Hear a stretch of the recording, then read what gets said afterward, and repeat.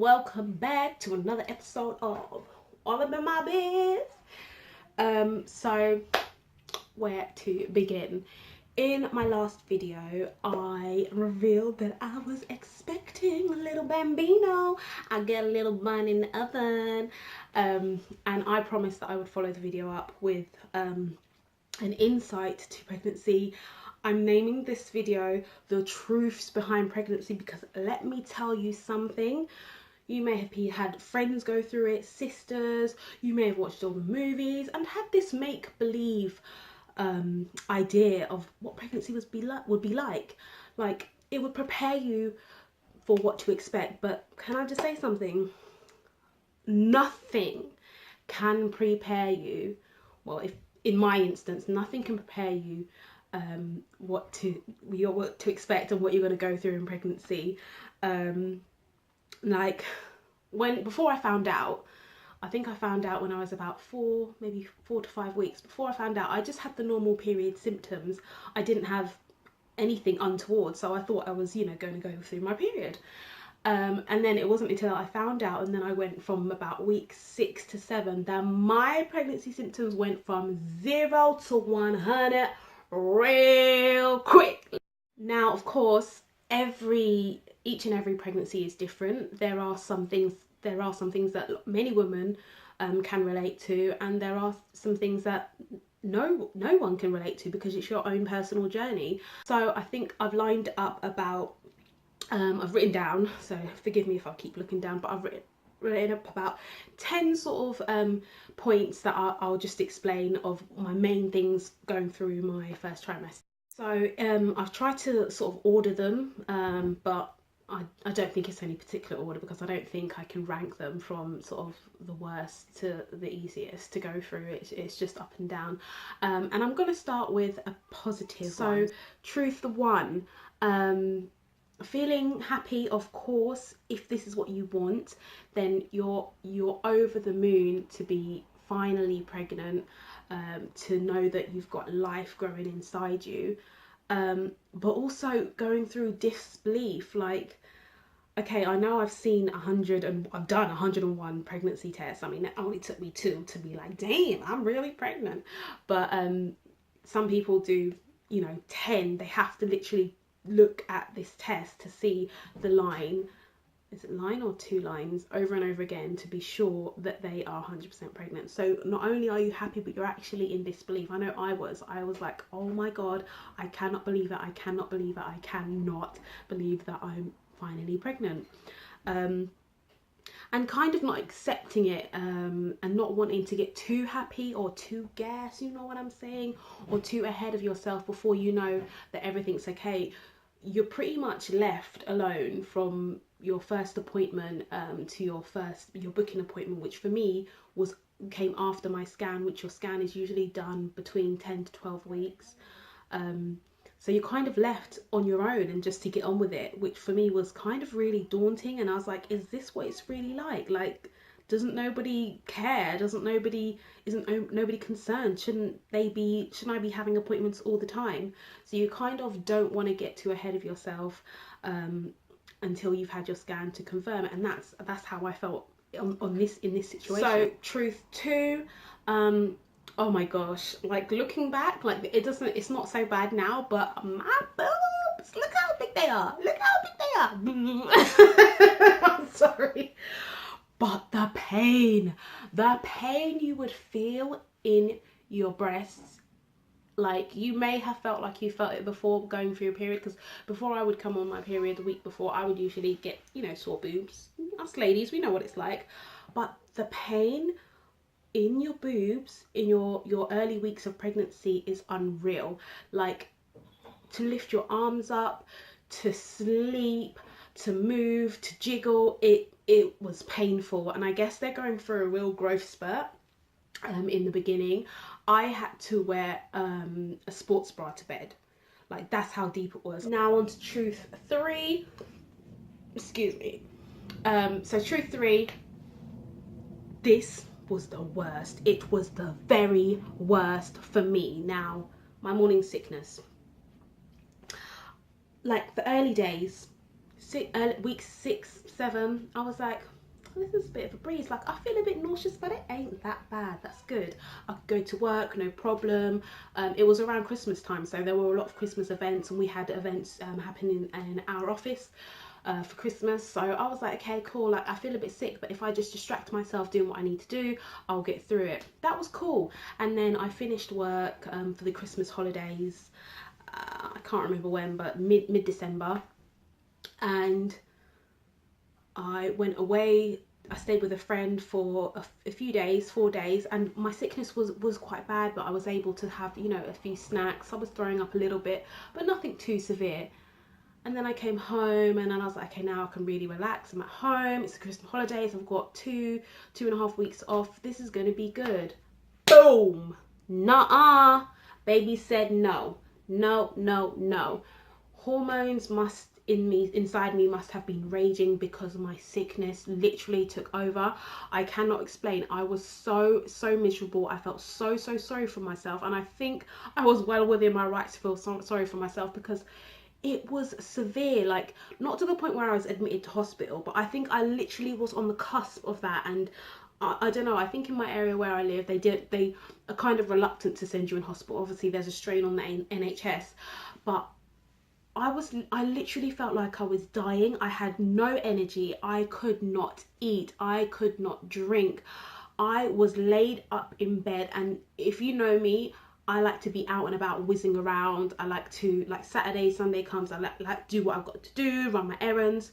I couldn't do any of that, and I was just stuck.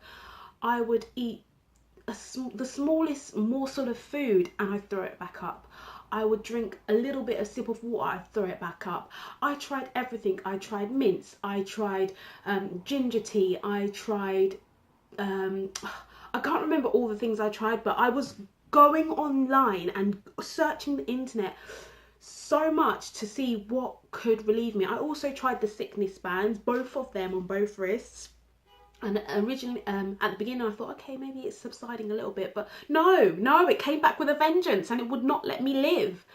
And so my sickness was really bad, and that was the most miserable thing for me. And it was at that point I said to myself, I can't do this again. No, I'm sorry. If this is what it's like, I can't do this ever again. But yeah, so, and I had to call the doctors. I called them several times. They told me to come in. I was prescribed some tablets, which I was skeptical about, because obviously in your pregnancy you don't want to be putting any sort of medication or drugs or chemicals in your body. You don't want it to affect the child. But I had to do something, otherwise I don't know how I would have got through it. And I took the tablets, and from the minute I started taking those tablets and started drinking my Lucozade Sport drink, that is my drink now, and I will be drinking it all throughout my pregnancy and throughout labour. This is not an ad. And I started to feel better, and I think this was Christmas Eve. I started to feel a little bit better. I started to get a little bit of energy back, and Christmas Day came, and I was able to eat a whole Christmas dinner. But yeah, that would be my worst symptom of pregnancy thus far. Also, another biggie for me, I think, as a side effect of me not being able to eat or drink, and the baby just needing to take whatever nutrients or whatever moisture I had. My little nephew was acting up. Excuse the noise in the background, but where was I? And just the baby needed to obviously draw whatever nutrients and moisture it could from mum. My lips, my lips are so dry. Like, they're literally only just about recovering, and I'm on week 19 right now. So from about week 8 to now, my lips are only just recovering. I had the driest lips on earth. Like, nothing can prepare me for that. I don't get dry lips. I'm always moisturizing my lips, whether it be Vaseline, whether it be Carmex, whatever. And nothing was working. I was using shea butter. Nothing worked. There was no recovery for my lips. And when I started to feel better, when I could drink water and eat food, I was like, okay, I need to try and up my water intake. So glug, glug, glug, glug, glug, hoping that soon my lips will be better. Let me just keep plying myself with lip balm. Nothing. My lips were dry like Sahara. It wasn't pretty and it wasn't nice. So that would be truth 4. Truth 5, which I have down here, worrying. So of course this is a biggie. This is, if it's your first pregnancy, it's the first time you're going through this, you're not sure what to expect, you don't know if everything's okay, you don't know if the symptoms that you're going through are normal. You know, you have to think, okay, what appointments do I need to make sure I'm booked in for? What my first appointment is. You've got urine tests, you've got blood tests, you've got so much to think about, and you begin to worry, and you're like, am I eating right? Like during sickness, if you can't even eat, you can't really take tablets, you can't swallow tablets, so can I take all the vitamins that I need and the minerals that I need for the child to grow into a healthy little baby? And so yeah, you worry, you do worry a lot. And the support, even just as I said, from my first appointment to my booking appointment, which is your first appointment with your midwife. No, I think it's booking appointment, but anyway, your first appointment with your midwife, you're left alone. You're literally left to do it on your own, and you're like, what is, where's the support? And that's really how I felt. I was like, is this normal? Like, has something changed? Because I thought I would be taken care of a lot more by, you know, the GPs or the midwives or the hospital. I would have thought I'd be seen to, especially as it's your first pregnancy. But no, none of that. You're pretty much left to do it alone and just go through it. And you know, so many women have gone through it, and most of the time it's fine. But you do get that worry. And also on top of that, you don't know if the baby's developing how the baby should be developing. So you're like, are you there? Knock, knock, knock. Are you there? Because it's too early to sort of feel movement. So you're worrying about so many things, and your brain kind of goes 100 miles per hour in terms of, am I doing everything I need to do? I want to eat right. Am I making sure I'm going to all my appointments? Is the baby healthy? So worrying would be, yeah, my 5th truth behind pregnancy. Okay, so halfway there. So I've given you 5 truths so far. We're halfway there. I've got another 5 to go through. I'm gonna try and make it a bit snappy. So truth 6. This is more for the people around you, that their experience of your pregnancy, because I was having a couple of meltdowns, I ain't gonna lie. I don't know, it probably affected my boyfriend more than anyone else, but yeah, when your emotions are running high and your hormones you can't control, you're gonna experience a few meltdowns. Like, I don't know, are they worse than period PMS, or no, I don't know. But I wrote it down here, but I'm struggling to remember like a specific scenario that I went through. But I just know that there were times when, yeah, you're snapping, you're like, no, shit needs to get done, or you're really annoying me, and you're going in on why that person's annoying you. So yeah, meltdowns, albeit very vague in my story that I'm telling you, but yeah, meltdowns would be at number 6. So at number 7 we have, okay, so I love sweet food, I love desserts. I would probably pick a dessert over a starter any day. If you know me, you know I love my chocolate, I love my biscuits, I love my sweets. I'm not going to show you my teeth, but they're there, but I have fillings, okay? So yeah, but strangely enough, I had an aversion to sweet foods. Chocolate, no. Sweets, no thank you. And that was strange for me, because in my brain I wanted to eat the food that I would see. Like, I'd have dessert downstairs in the kitchen, I'm like, wow, that looks good, but then I just can't do it. I'm like, no thank you. So yeah, my 7th truth would be sort of aversion to some foods, and for me it was sweet foods, which is usually something that I love, but I don't know, maybe it was my adjustment from going from not eating to being able to eat. Yeah, that was number 7. Can I just say, there are some weird noises coming from behind the door.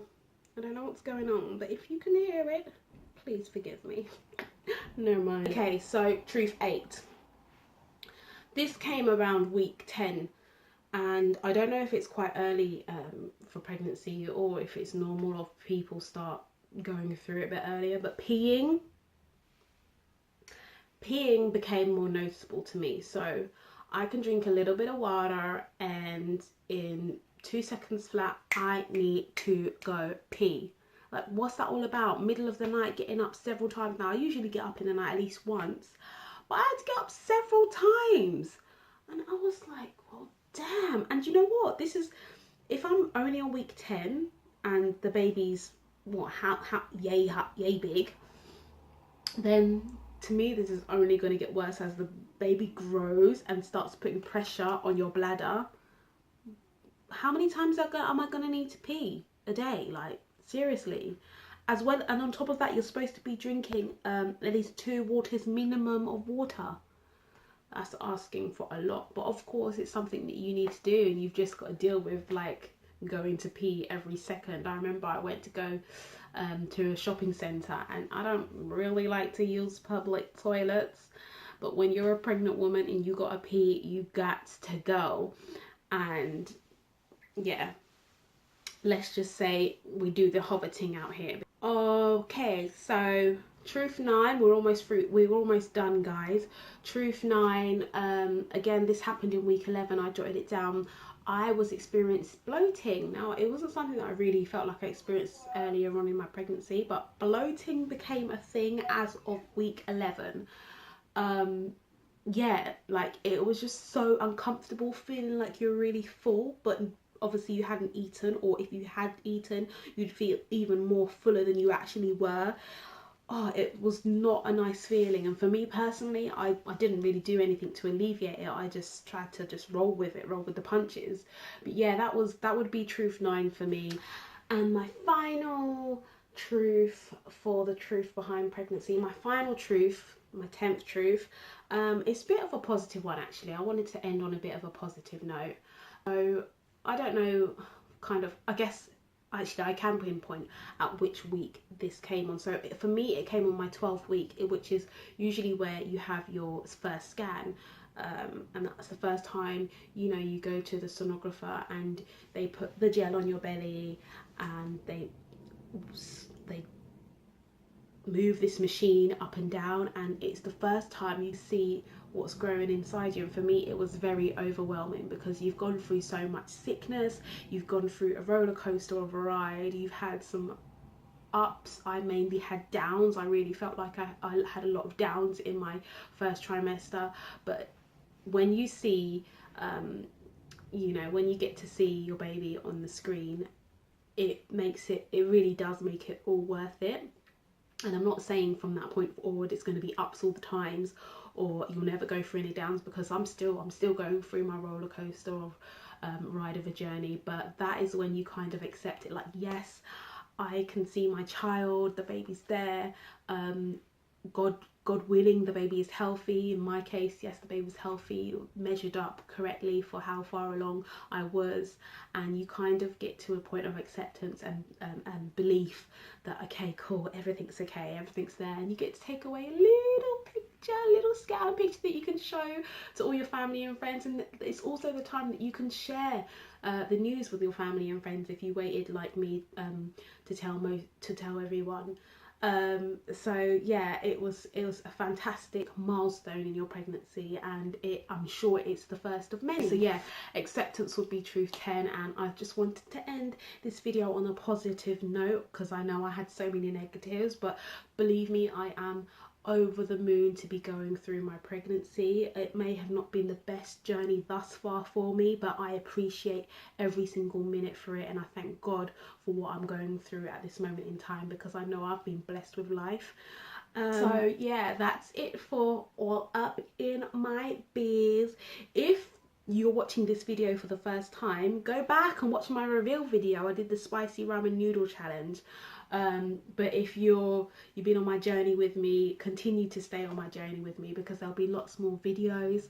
I'm planning to make a natural belly rub, so you can massage into your belly using some natural ingredients. So I think that will be my next video. So please Subscribe to the channel, all up in my beers. You can follow me on Snapchat, all up in my snap, or you can go follow me on Instagram, all up in my gram.